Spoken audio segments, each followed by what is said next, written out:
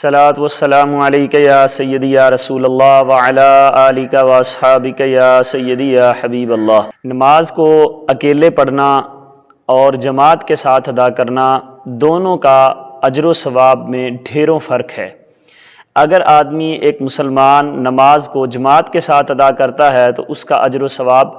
زیادہ اسے عطا کیا جاتا ہے۔ آج کی جو حدیث مبارکہ ہے وہ بھی اسی حوالے سے ہے کہ اگر آدمی گھر میں نماز اپنی ادا کر لے، بعد میں ایسی مسجد میں جائے کہ جہاں پر ابھی جماعت ہونے والی ہے،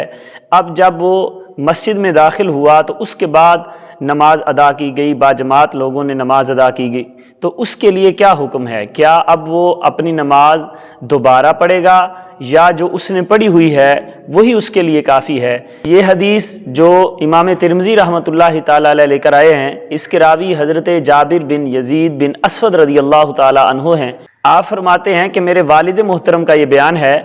کہ ان کے والد کہتے ہیں کہ میں نے حضور نبی رحمت صلی اللہ علیہ وآلہ وسلم کے ساتھ حج ادا کیا۔ یہ قسمت ہے ان کی کہ انہوں نے حج حضور علیہ السلام کے ساتھ ادا کیا۔ فرماتے ہیں کہ میں نے فجر کی نماز مسجد خیف میں ادا کی حضور علیہ السلام کے ساتھ۔ آقا کریم علیہ السلام نے جب نماز مکمل کر کے تو اپنے رخ انور کو پیچھے موڑا تو ہم نے دیکھا کہ ہمارے پیچھے دو آدمی ایسے ہیں جنہوں نے جماعت کے ساتھ نماز ادا نہیں کی، وہ بیٹھے ہوئے تھے۔ تو آقا کریم علیہ السلام نے فرمایا کہ ان دونوں کو بلاؤ۔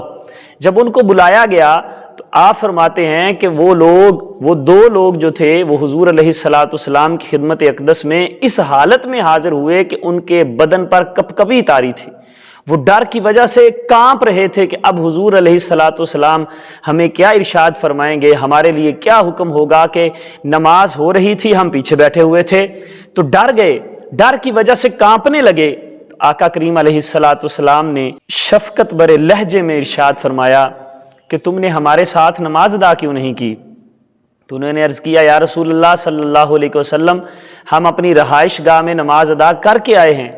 تو آقا کریم علیہ السلام نے ارشاد فرمایا کہ آئندہ اگر ایسا ہو کہ تم اپنی رہائش گاہ میں نماز ادا کر لو، پھر تم ایسی جگہ جاؤ جہاں نماز باجماعت ہو رہی ہو، تو حضور نبی رحمت صلی اللہ علیہ وآلہ وسلم نے ارشاد فرمایا کہ تم نماز ان کے ساتھ بھی پڑھ لو، یہ تمہارے نفل ہو جائیں گے۔ تو یہ حدیث مبارکہ ہمیں سبق دے رہی ہے کہ اگر کوئی بندہ پہلے نماز پڑھ لیتا ہے اپنی، بعد میں جماعت ہوتی ہے اس نماز کی، تو اس بندے کو چاہیے کہ وہ بھی جماعت کے ساتھ شامل ہو جائے تاکہ جو اس نے پہلی نماز پڑھی ہے وہ اس کے فرض ادا ہو جائیں، اور اب جو جماعت کے ساتھ پڑھے گا یہ اس کے نفل ہو جائیں گے۔ لیکن یہ یاد رکھیں کہ کچھ نمازوں میں بندہ اس طرح کر سکتا ہے، کچھ میں نہیں کر سکتا۔ ظہر اور عشاء کی نماز اگر کسی نے پہلے پڑھ لی، بعد میں وہ مسجد میں آیا اور مسجد میں جماعت ہو رہی تھی یا تھوڑی دیر کے بعد جماعت ہونے لگ گئی، اب یہ بندہ اپنی ظہر اور عشاء جو پہلے پڑھ چکا ہے وہ اس کے فرض ہو جائیں گے، اب یہ جماعت کے ساتھ بھی ادا کر لے تو یہ اس کے نفل ہو جائیں گے۔ نماز فجر اور نماز مغرب میں اور نماز عصر میں یہ دوبارہ جماعت کے ساتھ نہیں پڑھ سکتا، وہ اس وجہ سے کہ فجر اگر اس نے اپنی پڑھ لی تو دوبارہ اس لیے نہیں پڑھ سکتا کیونکہ فجر کی نماز کے بعد نفل پڑھنا مکروہ ہے۔ اسی طرح نماز عصر بھی اگر کسی نے اپنی پہلے ادا کر لی، اب بعد میں جماعت ہونے لگی تو جماعت کے ساتھ شامل نہیں ہو سکتا کیونکہ عصر کی نماز کے بعد بھی نفل پڑھنا مکروہ ہے۔ رہی مغرب کی نماز، تو مغرب کی نماز کی رکعتیں کیونکہ 3 ہوتی ہیں اور 3 رکعتیں نوافل کی ہوتی نہیں، اس لیے وہ مغرب کی نماز اگر پہلے ادا کر لے تو بعد میں جماعت کے ساتھ شامل نہیں ہو سکتا۔ اس پر دلیل وہ ایک روایت ہے جو حضرت عبداللہ بن عمر رضی اللہ تعالی عنہما سے روایت ہے۔ آپ فرماتے ہیں کہ آقا کریم علیہ السلام نے ارشاد فرمایا کہ اگر تم نماز کو اپنی رہائش گاہ میں ادا کر لو تو پھر بعد میں اگر تمہیں جماعت مل جائے تو جماعت کے ساتھ شامل ہو جایا کرو، سوائے نماز فجر اور نماز مغرب کے۔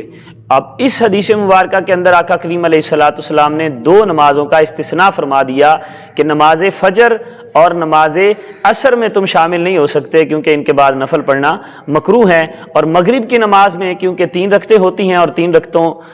3 رکعتیں نوافل کی ہوتی نہیں، اس لیے وہ شخص مغرب میں بھی شامل نہیں ہو سکتا، اور اگر وہ 4 پڑھتا ہے تو پھر امام کی مخالفت لازم آئے گی جس کے پیچھے وہ نماز ادا کرے گا، اس وجہ سے وہ مغرب کی نماز میں بھی شامل نہیں ہو سکتا۔ تو جو بندہ اپنی نماز پہلے ادا کر لے تو وہ فجر، عصر اور